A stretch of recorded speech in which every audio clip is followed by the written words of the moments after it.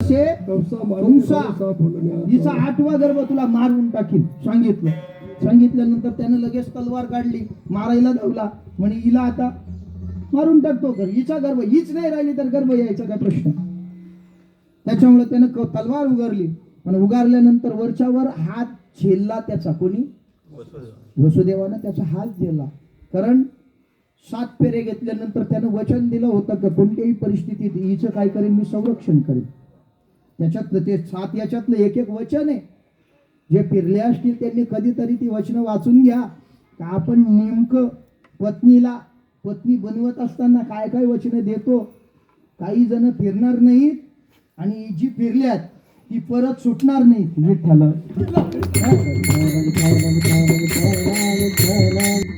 बरीच जण गाठी सोडवायला नंतर आमच्याकडे येतात. 34 जणांना मोकळ्या केलंय मी. पण हे काय होतं, आपण काय वचन देतो याचं भान नाही. वचन शास्त्र म्हणतं विचारत वचन आधी.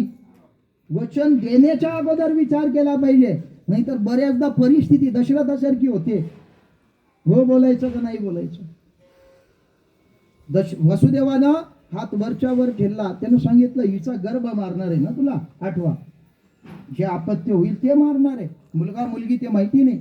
ते जे काही होईल 8च्या 8 पर्यंत तुझ्या जवळ आणून देईन. वचन दिलं. कारागृहामध्ये ठेवल्यानंतर लक्षात घ्या, देव त्यावेळी पण कारागृहात होता. आज पण कुठे आहे? कोणी गेलंय का मथुरेला? मथुरेला नाही गेले तुम्ही अजून? देव आज पण कुठे आहे? कारागृहात आहे. देव तेव्हा कारागृहात होता, ठीक आहे, जन्माला आला तेव्हा. त्याच्यानंतर तर तो मुक्त होता ना. पण आजही जर देव कारागृहात आहे तर याला हिंदुस्थान बोलायचं कसं? विठ्ठल कधीतरी हिंदू म्हणून घेणाऱ्या प्रत्येकानं याचा विचार केला पाहिजे. माझा देव आजही कारागृहात बसलेला आहे. एकाला बंद पडद्या आड ठेवलं होतं, त्याला मुक्त केलं. एकाचा नंदी वाट बघत बसलाय, तो मुक्त होत नाही. आणि एक आजही कारागृहात आहे, तोही मुक्त होत नाही. कधीतरी आपण आपल्या मनाला हे प्रश्न विचारले पाहिजेत देवापर्यंत जात असताना. ज्यावेळी गर्भ राहायला सुरुवात झाली, पहिला गर्भ जन्माला आला, त्यावेळी मात्र त्यानं वसुदेवानं तो कंसाकडे नेऊन दिला. कंसाकडे नेऊन दिल्यानंतर कंसानं ते बाळ पाहिलं. त्याला वाटलं याला एक लहान अर्भक, याला काय मारायचं. त्याला दया आली. परंतु बऱ्याचदा मला हा प्रश्न पडतो, मी कथा करत असताना नेहमी सांगतो, कंसासारख्याला पण लहान अर्भकावर दया आली. पण आपलंच बाळ, ते पण दुसऱ्याचं होतं, स्वतःचं होतं का?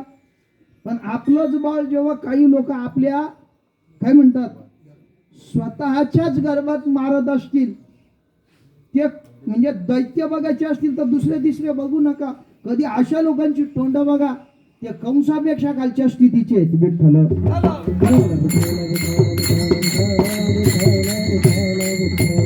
स्वतःच्या भ्रूणाची हत्या आपल्याच गर्भात करणारे हे कंसापेक्षा खालच्या स्थितीचे दैत्य आहेत. आणि अशा लोकांचा चांगल्या माणसांनी तोंडही पाहू नये. परंतु जेव्हा ते अर्भक परत पाठवल्यानंतर देवांना टेन्शन आलं. देवानं सांगितलं, नारद महर्षी तुम्ही काहीतरी जाऊन करा. तो कंस चांगला वागायला सुरुवात झालाय, सप्त्यांमध्ये यायला सुरुवात झालेली आहे, मंदिरात जायला सुरुवात केलेली आहे त्याने. कदाचित उद्या माळकरी पण होईल तो. हे बऱ्याच जणांना टेन्शन येतं. एखादा गटारात पडणार इकडे यायला लागला तर.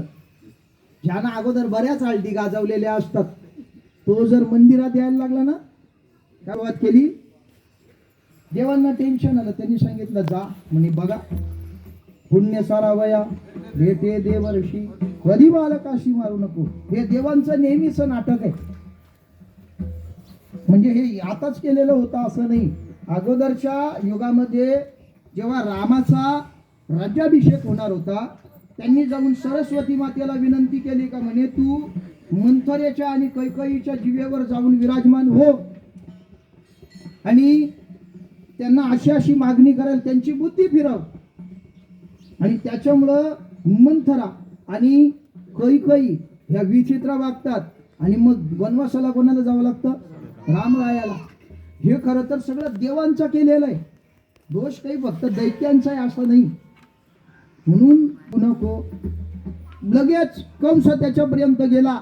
आणि कारण त्याला देवर्षीने सांगताना तसं सांगितलं होतं, जगात एक नंबरचे वकील देवर्षी.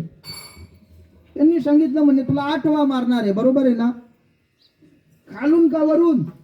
एवढाच शब्द वापरला. काय खालून की वरून? एवढ्याच्या बरोबर त्याची ट्यूबलाईट पेटली नाही म्हणे. बरोबर आहे.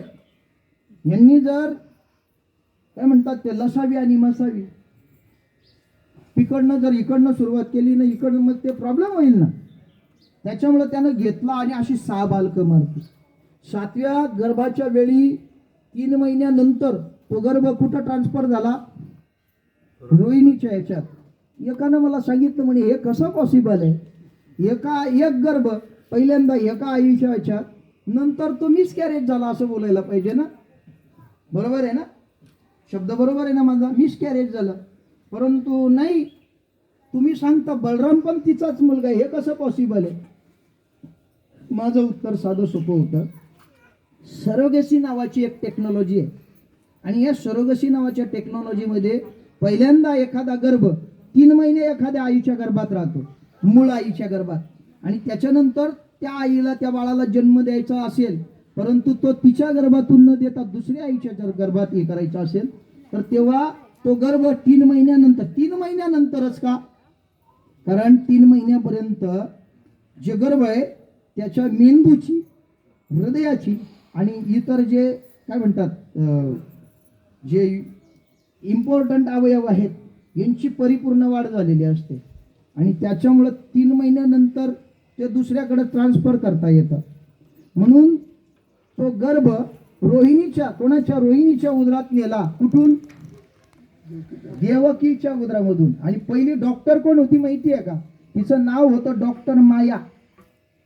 म्हणजे मायादेवीनं तो गर्भ इकडचा काढला आणि कुठे नेऊन ठेवला? रोहिणीच्या गर्भामध्ये. त्याच्यामुळे बलराम हा कृष्णाचा सख्खा भाऊ आहे. विठ्ठल गर्भामध्ये आले तेव्हा वेगवेगळ्या प्रकारचे डोले. कंसाचे तर काय म्हणतात, कंसानं इतकं चिंतन केलं होतं का त्याला देवकी दिसत नव्हती. कंस जर तिला पाहायला गेला तर साक्षात त्याला भगवान विष्णू सगळे अस्त्र शस्त्र घेऊन काळ रूपानं आपल्यावर धावून येत आहे असंच दिसायचं. त्याच्यामुळे त्यानं तिकडे जायचंच बंद केलं. आणि जेव्हा ती रात्र आली, ज्या रात्रीला, कोणती रात्र होती? बोला पटापट आता. महिना श्रावण, पक्ष कृष्ण पक्ष. कारण कृष्ण त्या पक्षात जन्माला आला. माणसाला एकच पक्ष माहिती आहे, 2च पक्ष माहिती असले पाहिजे. कोणते? भाजपानं शिवसेना, कृष्ण पक्ष आणि शुक्ल पक्ष. हे पक्ष हिंदूंना माहिती असले पाहिजे. तुम्हाला काय काय माहिती असेल भरोसे विठ्ठला. जन्माला आला. तिथी अष्टमी, वार बुधवार, नक्षत्र. कारण चंद्रवंशात जन्माला आल्या कारणानं जी नक्षत्र आहेत या नक्षत्रांमध्ये चंद्राचं सर्वात फेवरेट नक्षत्र हे कोणतं आहे? रोहिणी नक्षत्र असल्या कारणाने रोहिणी नक्षत्रावर देव जन्माला आले. आणि रोहिणी नक्षत्रावर जन्माला येत असताना रात्रीच्या 2ऱ्या प्रहराला भगवंताचा जन्म झाला. एकानं मला विचारलं होतं म्हणे 2रा प्रहर म्हणजे नेमकं काय? मी म्हटलं हिंदू शास्त्रानुसार दिवसाला 4 प्रहर आणि रात्रीला 4 प्रहर असे एकूण 8 प्रहर असतात. 3 तासांचा एक प्रहर. मोजायचे कुठून? सूर्यास्तापासून सूर्योदयापर्यंत हे रात्रीचे प्रहर. आणि सूर्योदयापासून सूर्यास्तापर्यंत हे दिवसाचे प्रहर. रात्रीच्या 2ऱ्या प्रहराला भगवंताचा जन्म सांगितल्या कारणानं जर समजा 6:30 किंवा 6:35 ला सूर्यास्त झाला असेल तर त्या रात्री कृष्णाचा जन्म कधी? 12:35 ला. काही लोक 12लाच करून मोकळी होतात. विठ्ठल आशीर्वाद घेण्याकरता अशाच लोकांना बोलवावं. आणि खरं तर मंगलाष्टक अशीच सांगावी किंवा बोलावी जी खरंच त्या वधूवरांना कळतील.